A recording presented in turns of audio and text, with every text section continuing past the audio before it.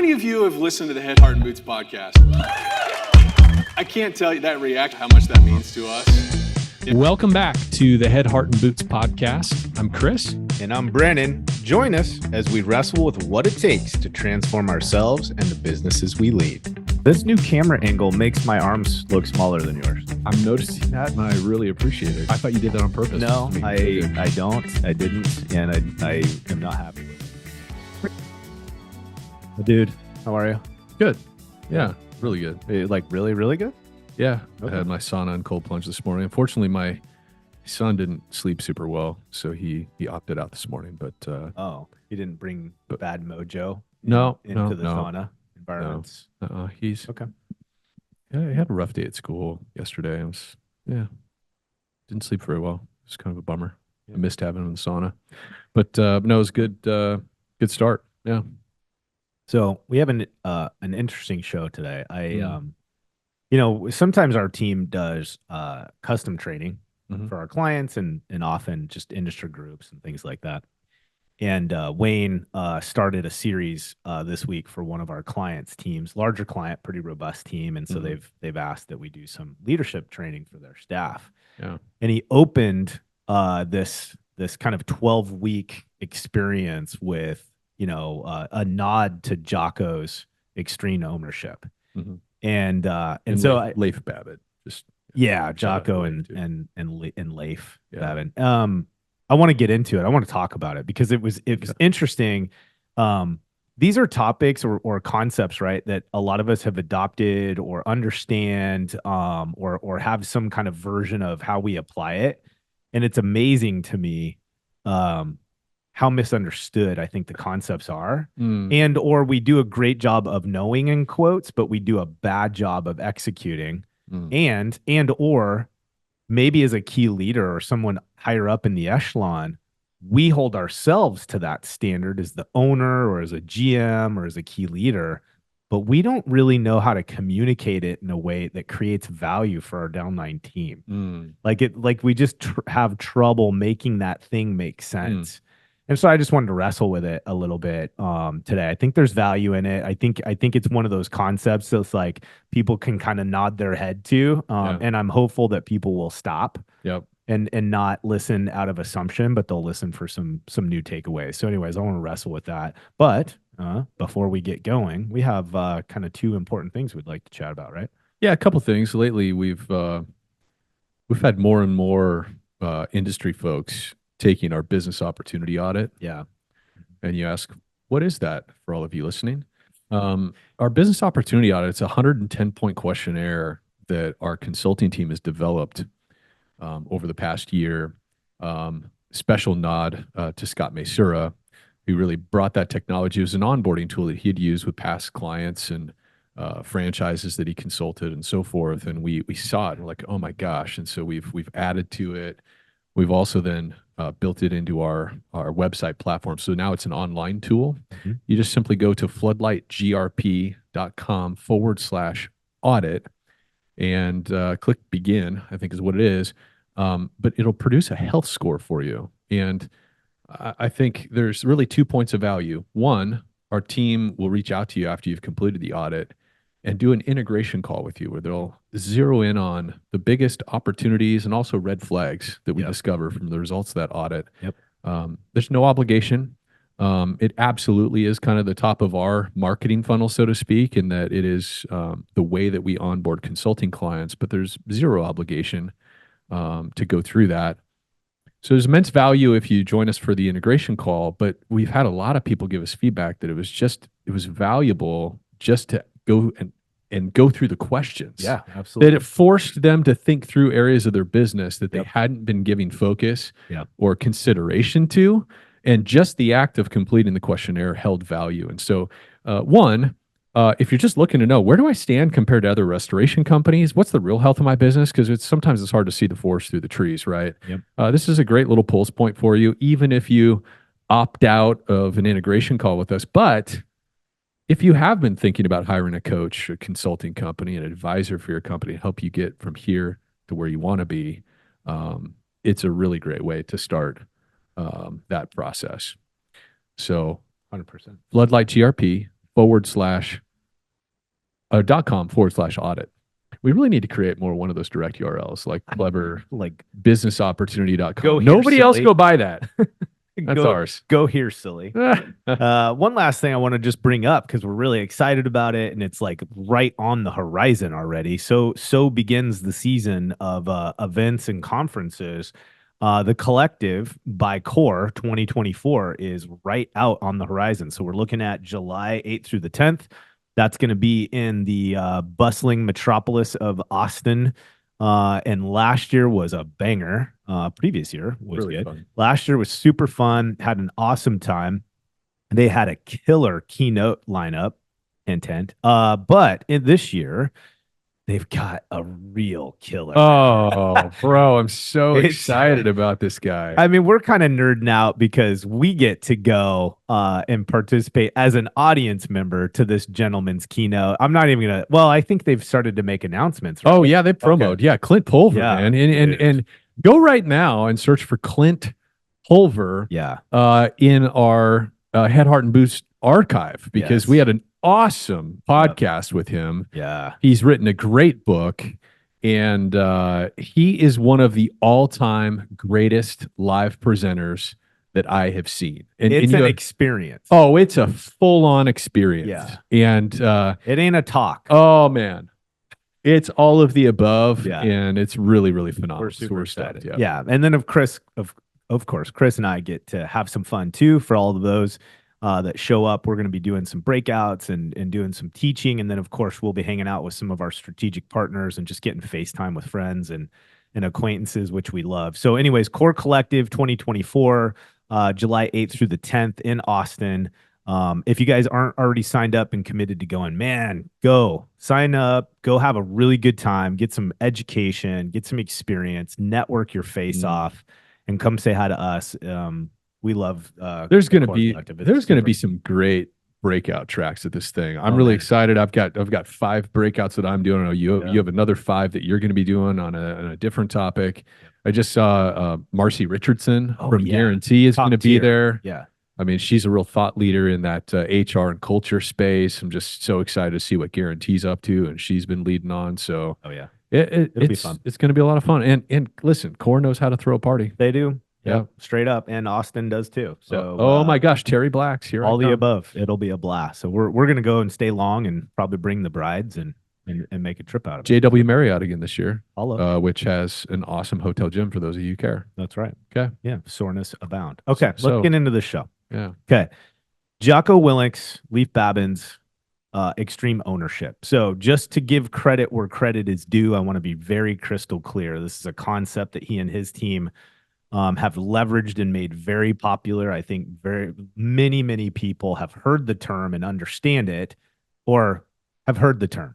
So Sure. let's unpack a little bit better about what it means, and then I want to dig in a little bit with you in terms of how we apply it as organizations, how we apply it and communicate it to our teams as leaders. And I think part of that conversation is really centered around like, how do we make it very clear the value proposition of this posture of extreme ownership and what it means. And just kind of as a self reminder, Wayne did a great job today. He was doing some training on this, and he just remind me, story of a loaded weapon. Okay. Metaphorical truth. There's something really interesting there that he did that I think applies here. And so that's where we're going to go. Okay. Right out of the gate is, again, people talk about extreme ownership, but do we really understand what it means? And I think there's kind of like 2 tracks. This is me personally. Okay. I'm not speaking for anybody out there. I'm just saying for me. For me, I look at extreme ownership through 2 lenses. One is first an application for myself and my own personal life. And B, do I understand it clearly enough that I can communicate to my downline what the benefit is for them to adopt something similar? And then maybe the last piece is, what is the organizational benefit when you have people living in this space on a consistent basis? And so like, here's kind of one way that I wrestle with this. So I've been married 27 years, and in a relationship with my wife, her and I are different people, different worldviews, different perspectives, different lifestyles, right? We were raised differently. There's all these different things about our world, right? And the world we operate in. And often it's very realistic for her and I to not be in complete sync, or to have a need that's not being met, or a want, or a distraction, or whatever the things may be, right? Yeah. And I don't think our relationship is unique. Okay. Yeah. So no idea what you're talking about. for all of you that don't have this, this issue in your life, You're probably not married. exactly. You're single. That's right. So inevitably, conflict in relationship often comes from two people trying to get what they need and want out of a relationship, out of a partnership, out of the environment. Okay. And one of the things that I've seen when I do it well, and when is the key there, is that when you are in a relationship with two people that are seeking the other person's needs and wants, it's amazing that your needs and wants get taken care of. Yeah. Okay.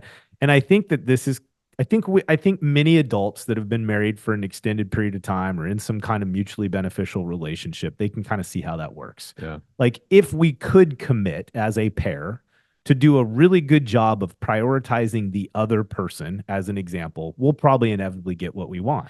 Right? Can you keep your train of thought and me say something real quick? Yeah. Okay. No promise. There's an interesting thing that came to my mind is for a number of years in my marriage, I would have told you, oh, I'm totally focused on my wife.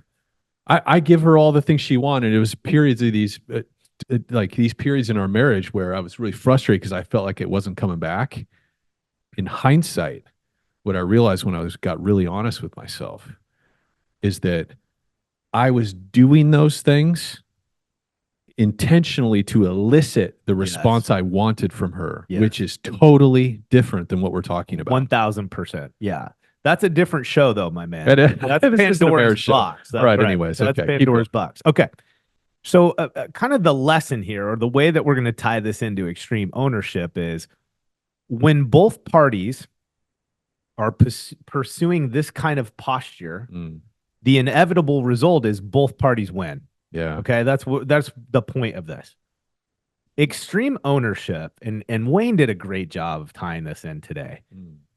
Extreme ownership is a posture. It's a commitment. It's a mental model. And when the group is committed to it, the entire group benefits. Like their needs get met because the entire team or group is committed to this mental model. So just like in a relationship, if I'm prioritizing taking care of the other, my needs get met. Extreme ownership is a similar posture. When you're in an environment with a team of people that are all aggressively taking extreme ownership, we all end up benefiting from that posture. Okay. So that's one thing I want folks to hold on to as we get ready to dive into this. Okay. As an individual, extreme ownership principally is about ensuring that we never remove ourselves from having the ability to contribute, have a positive impact, navigate and or influence the things that are happening around us. Relationships, tasks, deliverables, you name it. Because what you do in this mental model of extreme ownership is you remove your ability to put your hands up in the air and say, I'm waiting on, it's up to so-and-so. I'm at the effect of all these other things around me. That's it. I'm at the effect. I'm a victim to circumstance. I no longer have ability to contribute. And the reality of it is that is never actually true. Okay. And this is where the metaphorical truth came in. Wayne crushed this. Okay.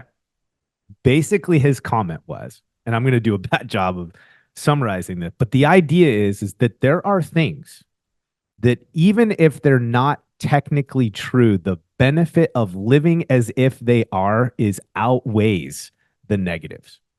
Okay. So hang in there. You ever heard the term treat every weapon as if it's loaded? Oh, yeah. Is every weapon actually loaded? No. No, of course not. Do we know that? Yes. Right? Like we know that in technical terms, it is absolutely a fact that not every single weapon on the planet right now is loaded. Right. Like, we know that going in. Yeah. It's metaphorical truth. Like, we know that. Yeah. But the benefit to us to acting as if every weapon is loaded is unmeasurably better than not. 100%. Okay. Extreme ownership is similar in practice. It is a reality that is it possible in most situations that we are technically waiting on this or need this to happen or whatever? Yes. But the reality of it is that the benefit of me living in that posture will always yield me a better result than not. Oh, bro. Does that make sense? Yeah, absolutely. Absolutely. One of the things this reminds me of is Jim Dethmer. He talks about this in Leading Above the Line. He talks about creating a feedback-rich environment. Yeah. How important it is as a leader to not filter others' feedback that's coming from our downline and our peers, to not filter it by their level of experience, their level of seniority, their level of education, etc., which we all do. Whenever somebody tells us what they think about our output or our business or whatever, we instantly internally are filtering based on how much credibility we give that person. Yeah. And he said an important shift for leaders that really are trying to explore the edge of their leadership influence is to instead begin saying, not is this true or valid, but how is this true or valid for me?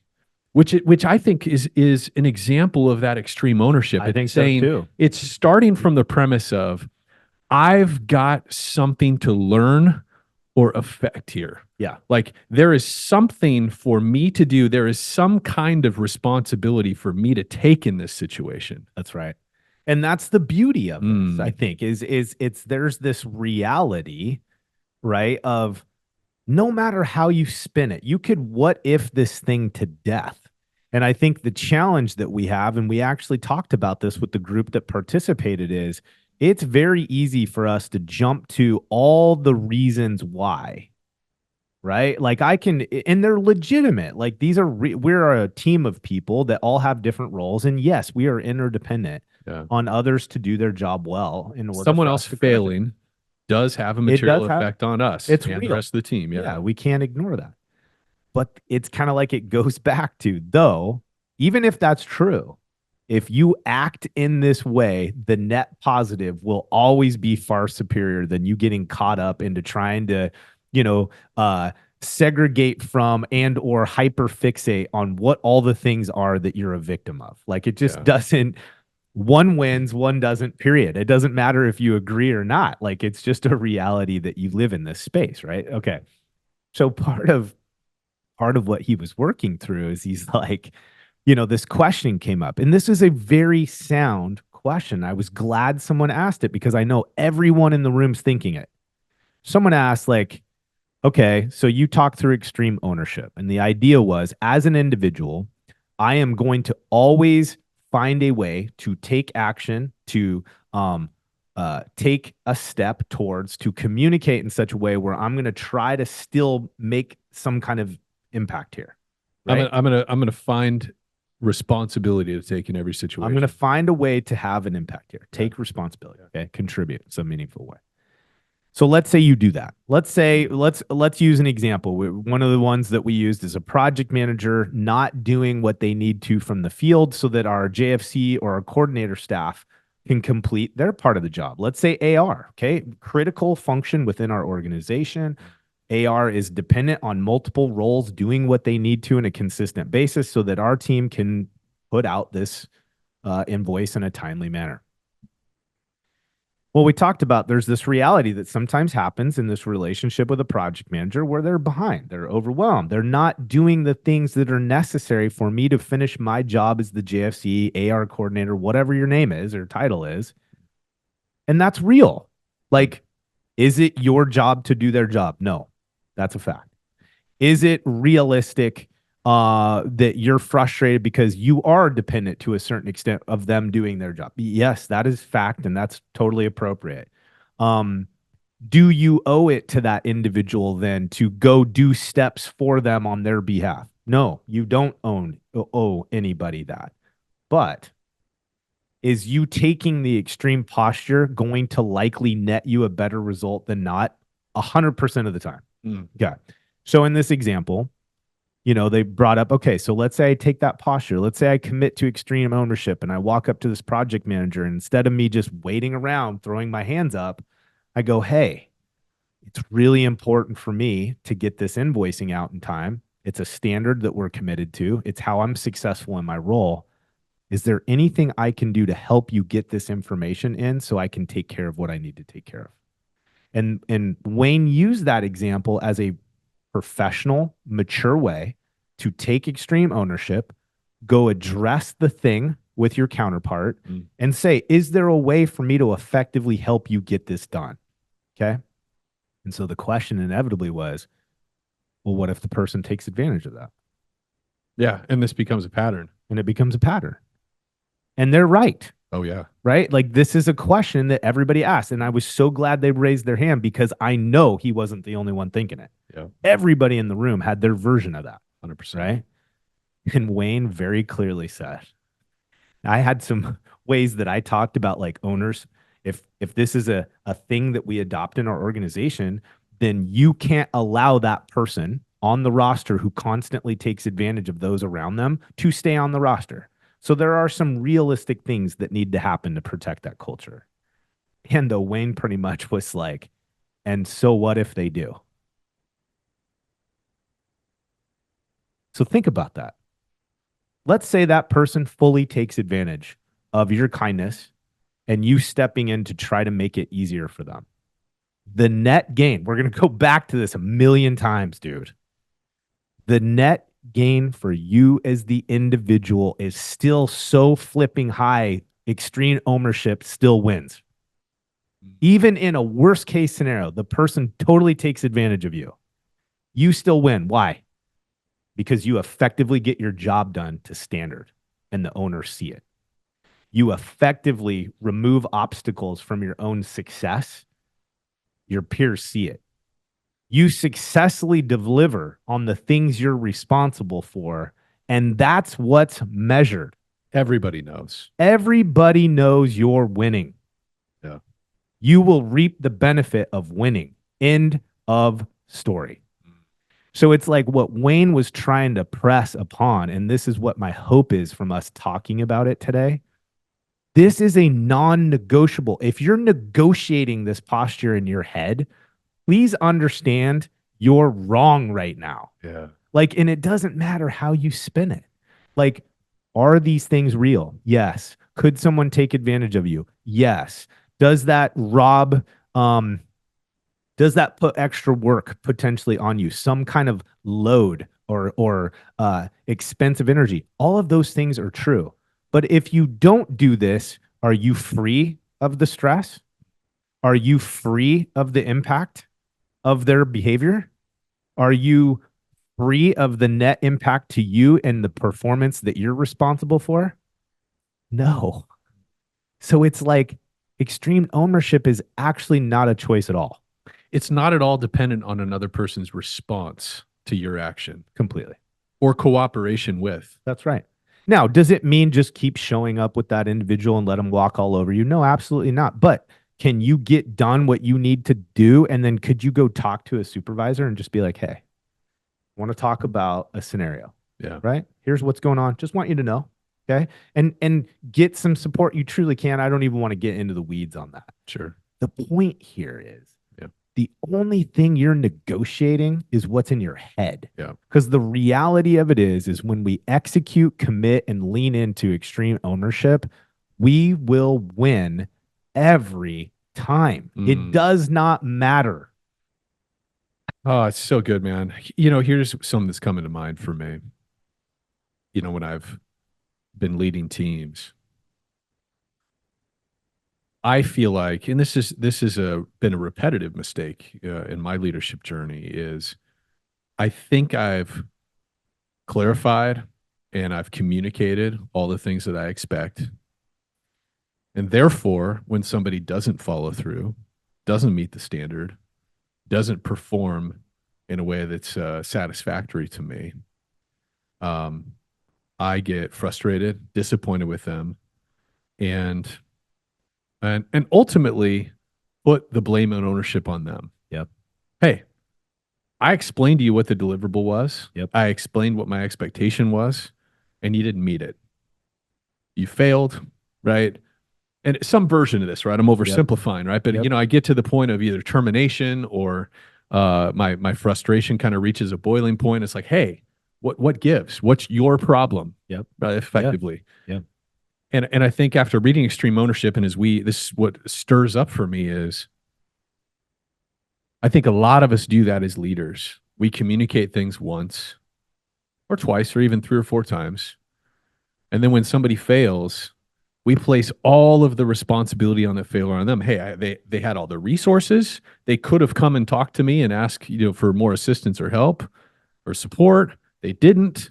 Therefore, this is on them. Yeah. And I think one layer of what this extreme ownership thing means to me, and that I'm still, but without a doubt, is a growing edge for me, is in those moments of frustration and disappointment with a peer, a downline team member, whatever, is to instead, kind of like that Jim Dethmer thing, ask, okay, what is my role in them not meeting expectations? Right. Like starting That there. is extreme ownership. Like starting there and asking the question, okay, I did tell them some things. Yep. But did I tell them the right things? Did I tell them the right things at the right time? Did they have the necessary sort of background information, experience, understanding to be able to hear that and take action on those things? Or did I assume a bunch of stuff? Right? Yeah. Did I, there are so many things that go into a person's ability to execute on instructions and tasking that they've been given. Yeah. And I think oftentimes as a leader, the mistake I've made is I have assumed in a lot of cases that somebody has the same makeup, background, experience, and skill set as I have. Therefore, Yeah. I told them everything they need to know. Yeah. Their problem if they didn't execute. Yeah. Well, I'd even counter that similar posture, right? Is as an owner or a key leader, taking extreme ownership also means being decisive when you can articulate that those things have been done. Oh, sure. So instead of allowing the standard to begin to slip and the line for our expectation to begin to blur, extreme ownership can look like you stepping in and making a decision, even if it feels uncomfortable or there's short-term impact to the business, because you're not going to allow you or your team to be a victim to someone that's not willing to commit to the standard of the process.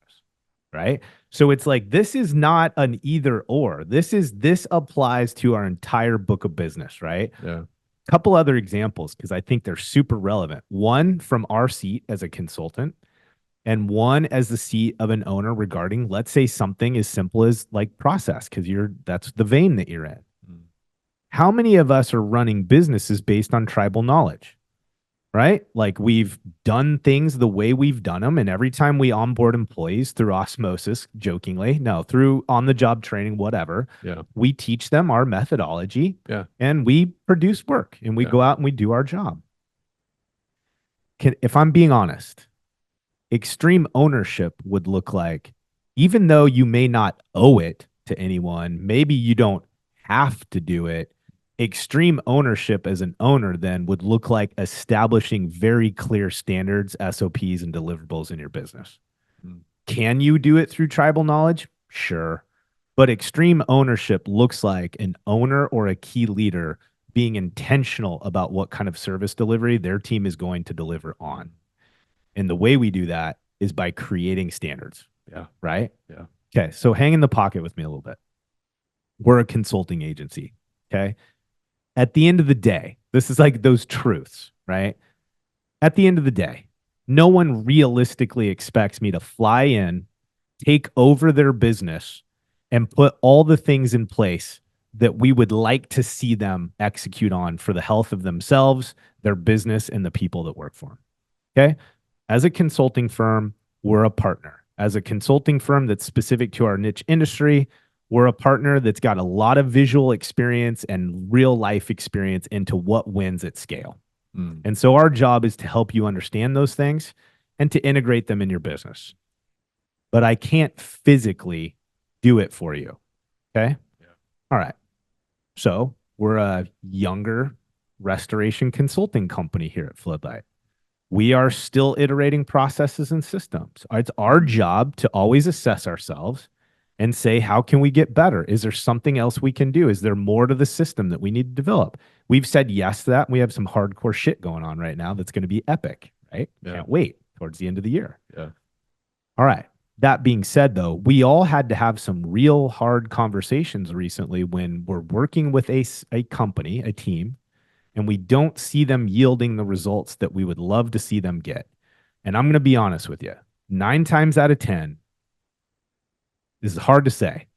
9 times out of 10, if we're just unedited honest, it is because we have an owner that likes the idea of their business getting better, but they're not fucking willing to do the work to make it happen. And I can't do it for you. Yeah. That's a truth. That's going back to the guy or gal that says, yeah, but I really need this thing to happen in order for me to be successful. This is our version of that. Yeah. And yet, extreme ownership looked like us as a team going, yes, that's true. And Yeah. what of this can we own? What else can we do? What Right? could we have done? Yeah. It's extreme ownership is about the end. It's not, Yes. it isn't disregarding all these other data points, right? And it is. I mean, that's been a very real conversation here is okay. And what could we have done to do better stage setting? What could we have done to better articulate what our expectations of them are going to be, what their business is going to need from them? Yep. What could we have? Is there a better way we could have delivered certain core bits of training? Right. Or is there a better way that we could have applied accountability? 100%. And guess what? Like, if again, kind of keeping this theme of, okay, what if? Okay. What happens if at the end of the day, all the changes I make in our system won't actually make that one client any better? Yeah, that could totally be true. And there's zero doubt in my mind that every ounce of energy and effort we put into thinking through that and making modifications to our process will only yield better results moving forward. It's like there is no downside. Dude, I was this morning, as I was drinking my coffee, I was scanning all the industry groups and stuff on Facebook and LinkedIn and all this. Facebook is particularly animated, the industry groups there.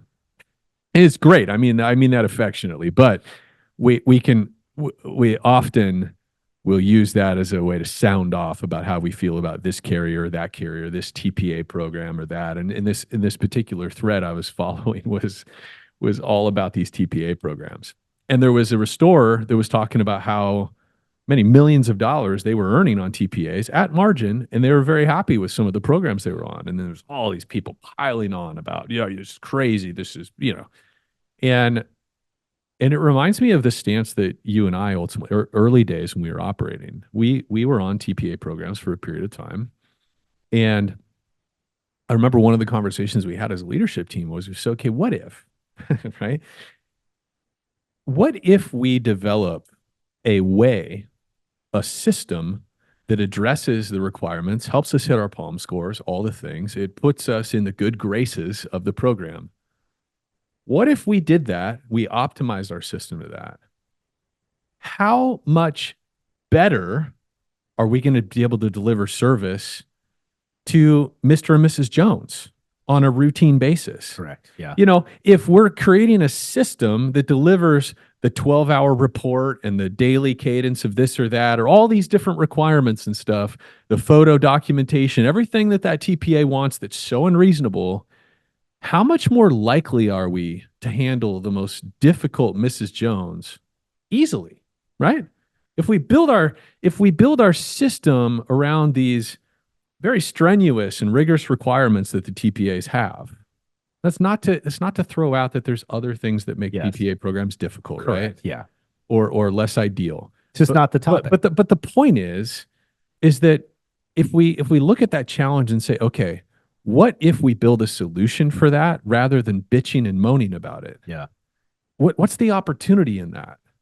And I really truly I think that was something that ended up differentiating us is that we successfully built programs that allowed us to succeed in that program environment. And when we applied that same rigor to the standard water loss in Mrs. Jones' house, Mrs. Jones was really happy too. Yeah. You know? Absolutely. And I think what it kind of pointed towards the benefit to us, regardless of how we felt about it and regardless of the truths that may be in existence in that relationship, at the end of the day, it just made it easier for us to deal with that crap anyways. So it's like, again, no matter how you slice it, there's always a net gain of taking the most extreme level of ownership over every situation and over every relationship that you possibly can.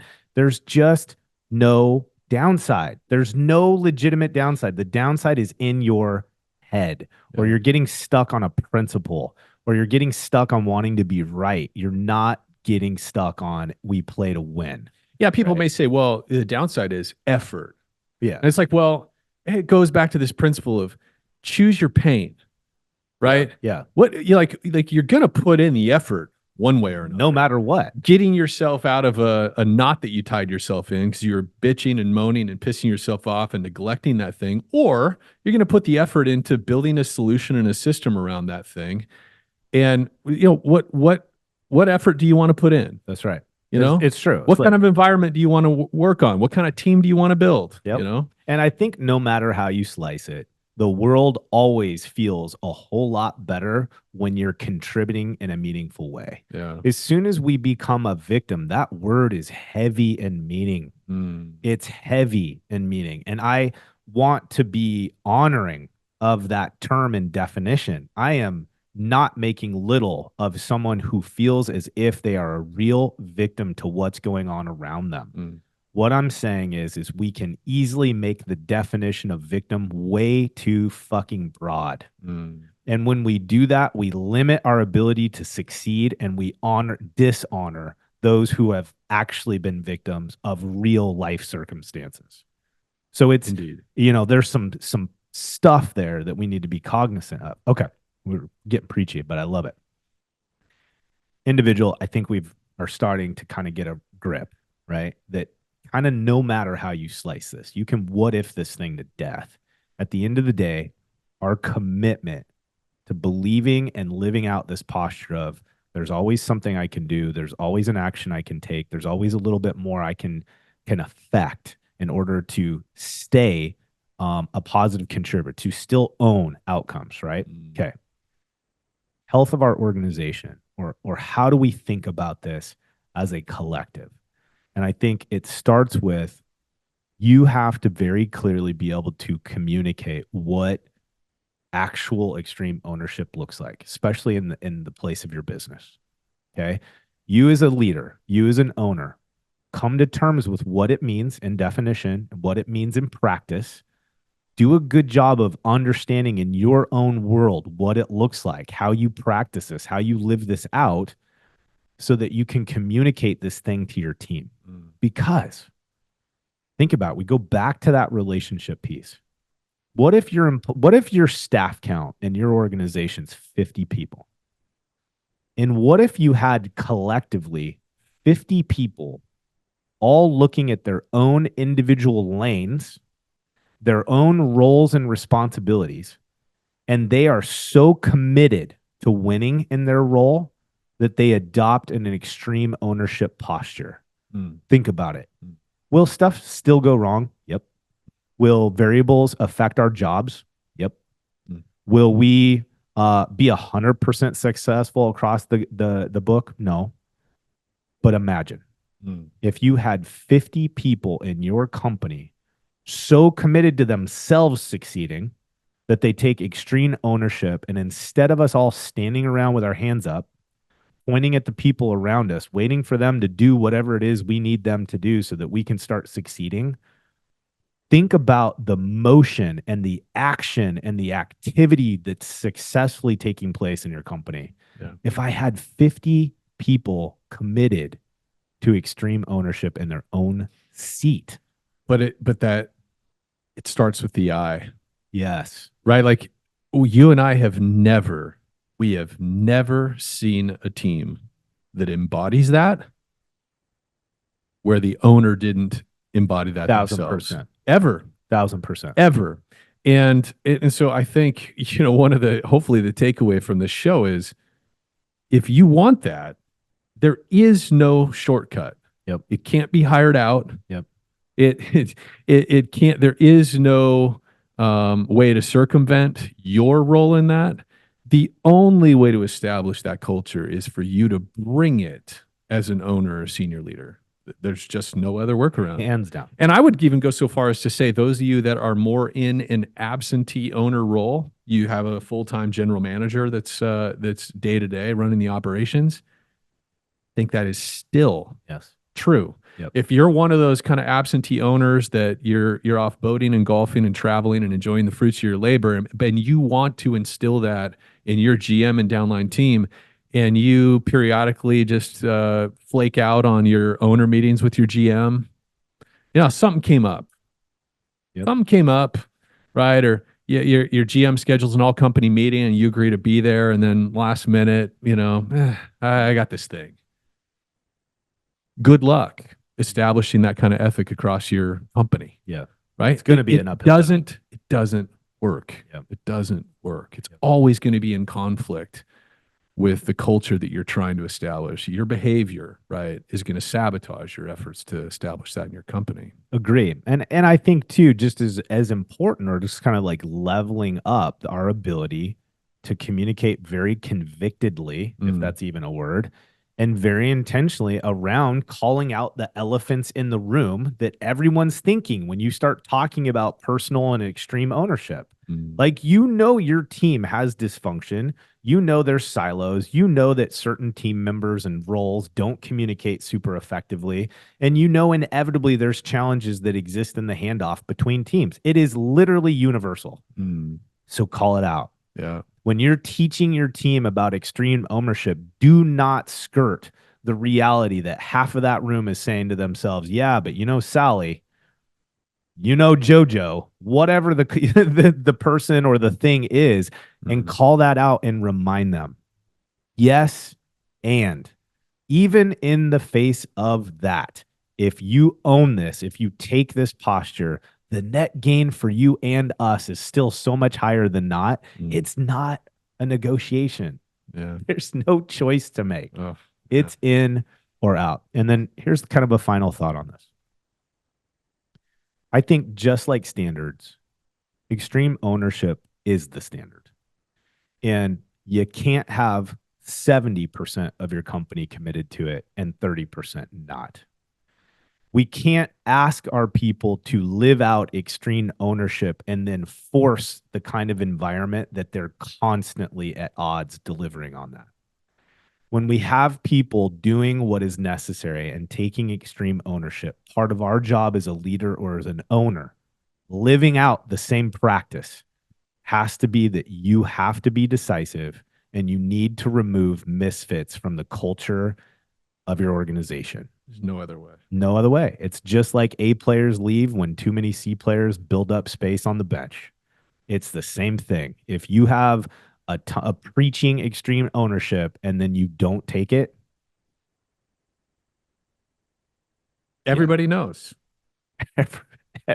Everybody knows this isn't real. Everybody knows. Yeah. Okay, guys. So now this is what, again, like, these aren't preaching sessions at you.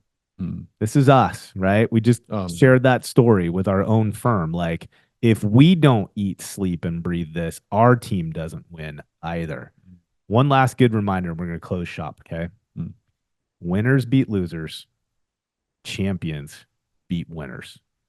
Teams made up of people that are taking extreme ownership for themselves, their deliverables, and the role they carry in your organization will build championship teams capable of beating the best. Oh, man. If these conversations hold value to you guys that are listening to this, one of the best ways that you can thank us and thank our creative team who puts these podcasts together is to share it. Please. Send it as a text message, Share copy with your the link, team. send it with your team. We've had clients and friends that have said, yeah, I had my team do this for homework, listen to that episode, and then we came to our leadership meeting and talked about this or that. It's really fun for us to hear those things, but share it on your wall and LinkedIn, share it on Facebook, all the things. And then certainly if you're looking for a partner, a battle buddy, to help your company get from here to where you want to be, right? Reach out to us at floodlightgrp.com and start with the audit /audit. Till Love next it. time. See ya.